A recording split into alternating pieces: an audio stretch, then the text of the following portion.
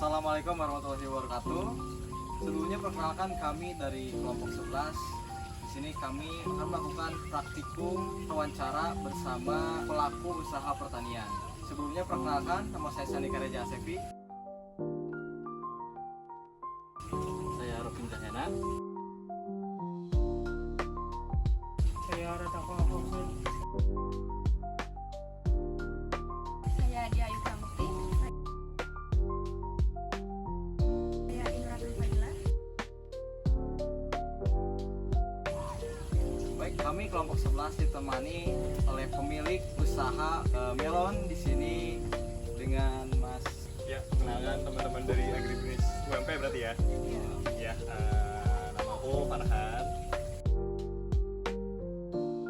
Kebetulan petani sekaligus owner dari Jauh Bumi Greenhouse di Purwokerto ini. Baik, sekarang kita mau nanya Mas tentang usaha yang dijalani selama sini. Sebelumnya mungkin kita pengen tahu nih latar belakang dari Masnya ini seperti apa, Mas? Apakah ada yang relevan gitu dengan usaha pertanian yang dilaksanakan sekarang gitu dengan latar belakang? Oke, makasih pertanyaannya. Buat latar belakang mungkin dari pendidikan dulu kali ya. Kebetulan kalau aku kuliah dari ITB, Institut Pertanian Bogor. Kebetulan jurusannya tapi teknik sipil. Sebenarnya kalau latar belakang kenapa pertanian hidroponik itu nggak ada secara langsung.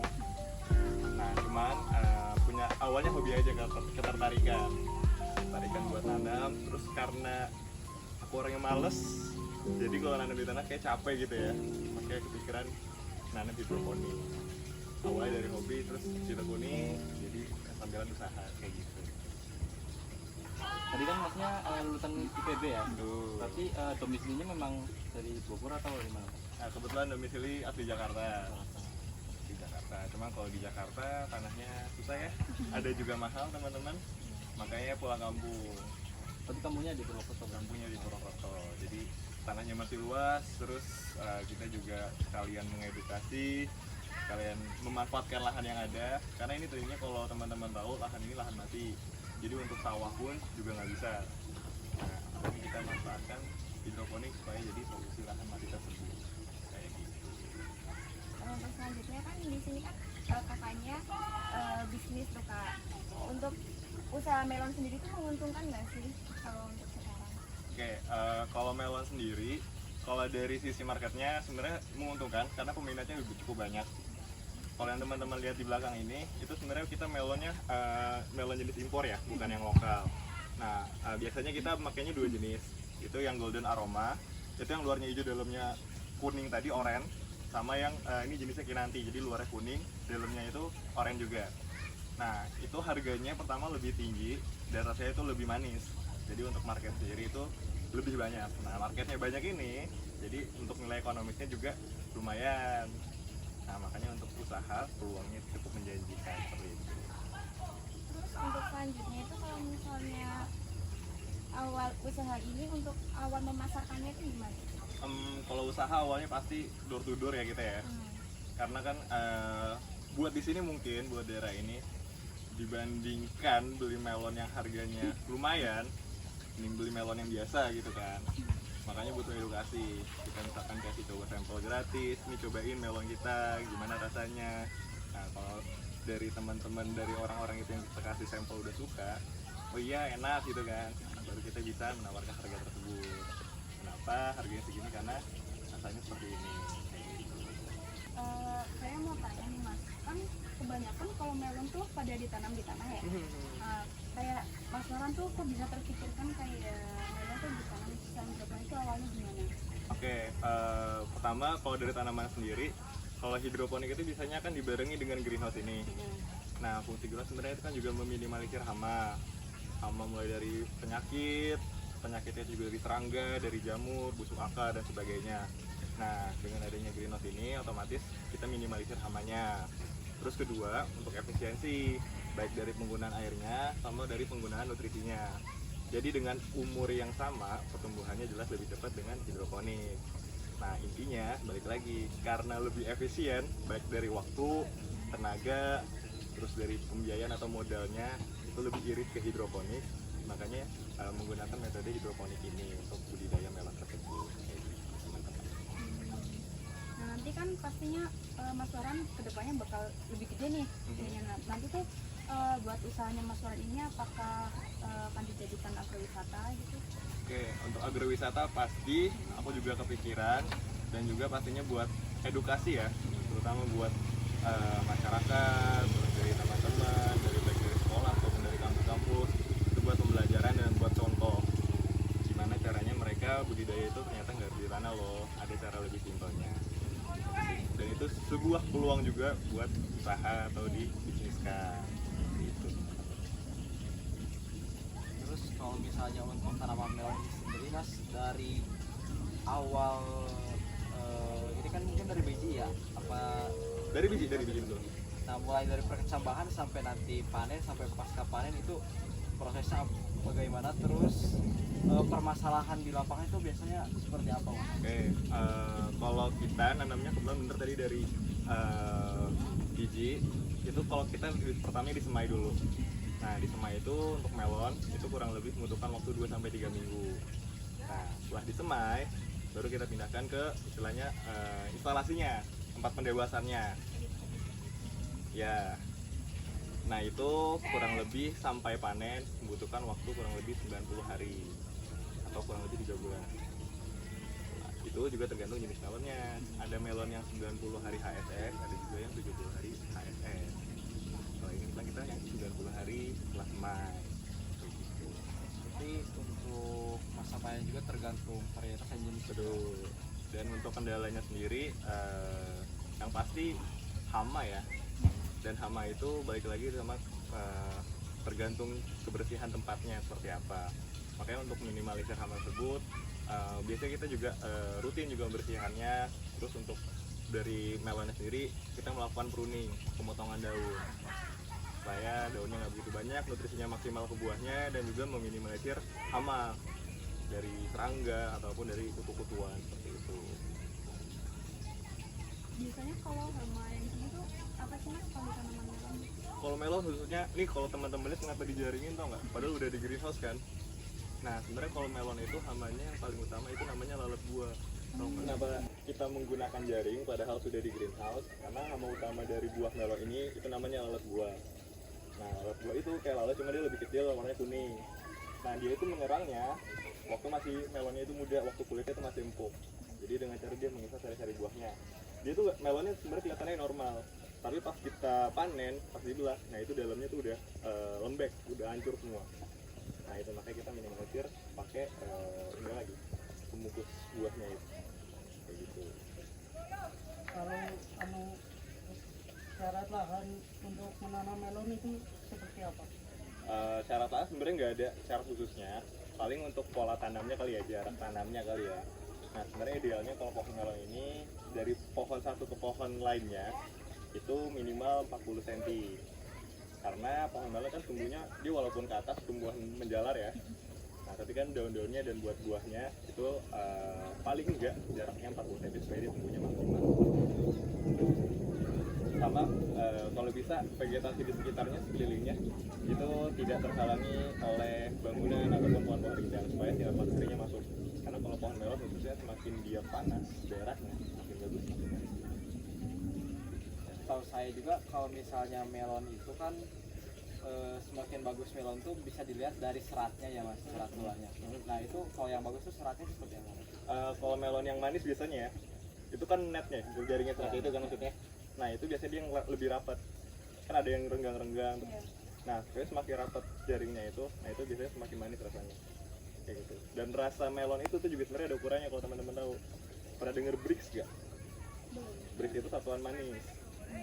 Jadi melon-melon biasa yang di pasar itu ukuran kemanisannya kira-kira 10 Brix. Nah 10 lah, 10 itu juga ya itu melon-melon teman-teman biasa makan. Nah kalau yang kita biasanya itu untuk takaran Brixnya itu bisa sampai 12 sampai 16 Brix. Ini manis banget. Kayak gitu. Tapi kalau yang ini nggak ada jaringnya. Mulus dia, emang jenisnya nggak ada. Iya. Makanya aku juga, sebenarnya ini kalau ini aku baru pertama. Kalau yang itu tadi yang kamu lihat di dalam rumah itu, aku udah 3 kali, 4 kali. Kan nggak ada jaringnya. Iya. kayak timun suri, Iya, timun mas, suri. Iya. itulah yang pernah makan gitu. Next. Terakhir atau Iya, boleh, silakan. ya lanjut harapan terhadap pasar dan harga jual melon ke depan akan seperti apa? Oke, buat harapan di pasar ya. Pengennya sih harapannya karena buah melon ini khususnya mengandung nutrisi yang cukup baik, cukup tinggi, harapannya untuk masyarakat sekitar itu mengkonsumsi buah, khususnya buah melon, karena selain buat kesehatan, terus rasanya juga enak, nah sehingga peminatnya itu juga bertambah. Untuk harga pasar, sebenarnya ini hitungannya udah bagus ya dibanding melon biasa. Kalau ini kita jual biasanya per kilo harganya itu 35.000. Dan untuk beratnya itu rata-rata satu buah 1 sampai 1,2 kilo per buahnya. Kayak gitu. Nah, itu sih harganya udah cukup lumayan bersaing ya. Artinya kalau lebih murah sebenarnya juga nggak jauh-jauh banget. Pun kalau lebih mahal itu udah kelasnya supermarket. Kayak gitu sih. Ya, paling seperti itu. Kira-kira nih mas, kalau misalnya untuk kita nih, misalnya kita pengen merintis gitu ataupun menjalankan hobi untuk budidaya tanaman melon sendiri, kira-kira modal yang dibutuhkan itu apa aja, terus kalau misalnya itu uang mungkin nominalnya berapa? Oke, aku coba tebak HPP satu buah ini berapa? Tahu HPP kan? Harga pokok modal deh.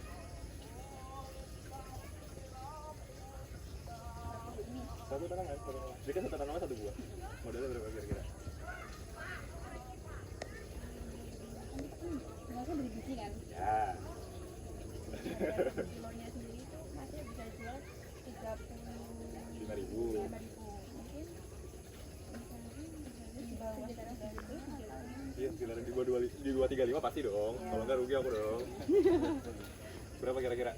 20.000. Salah? 15 pada aja. 5.000.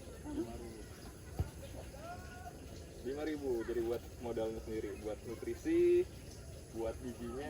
Karena aku nggak pakai pestisida ya, jadi full organik.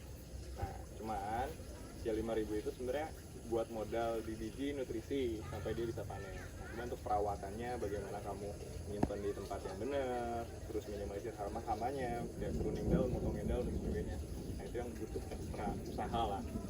Jadi sebenarnya kalau buat modal nggak gede-gede banget, pun bisa gratis. Kalau kamu beli melon yang di supermarket itu yang bagus, ya kan, terus bijinya kamu ambil, kamu semai, nah itu malah bisa lebih murah lagi.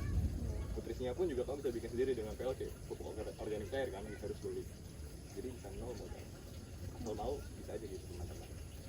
Kan katanya mas tadi tuh menjualnya ke supermarket. Nah, itu biasa di supermarket mana? Kalau tahu Hana, Oh, Hana tahu kan? Kan Hana Miso, bukan yang baru, yang sebelum deket apa hotel apa tuh? Java Heritage? tahu tuh tapi nggak tahu. Iya.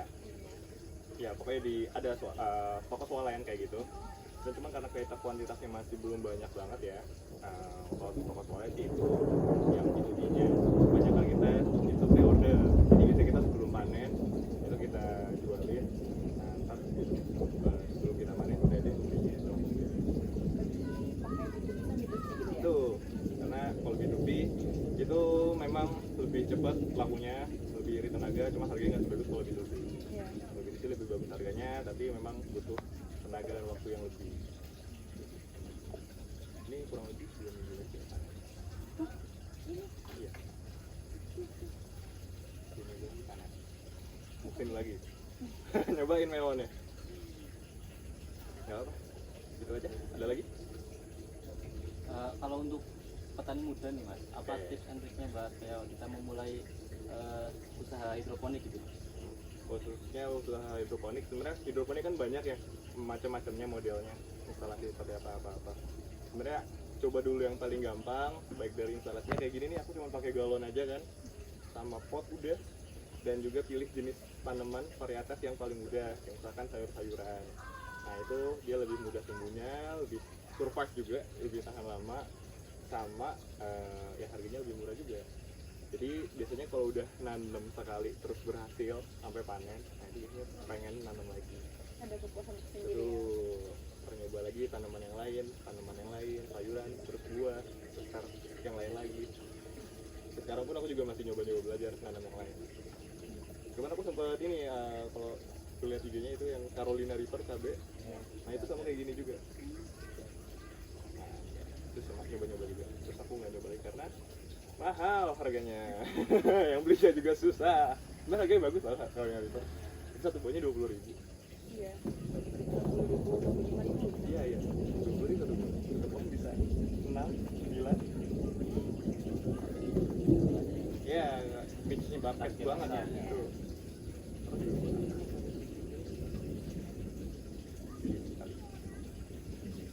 Ya, mungkin untuk pertanyaan dan wawancara mungkin cukup Mas. Terima kasih mungkin atas ketersediaannya untuk diwawancarai oleh kelompok kami. Sebelumnya terima kasih dan mungkin cukup sekian video wawancara dari kelompok 2. Kelompok 11 lagi. Iya lupa. Emang tadi ngomong berapa? Dua. Baik, mungkin cukup sekian wawancara dari kelompok 11. Terima kasih telah menonton. Assalamualaikum warahmatullahi wabarakatuh. Waalaikumsalam warahmatullahi wabarakatuh.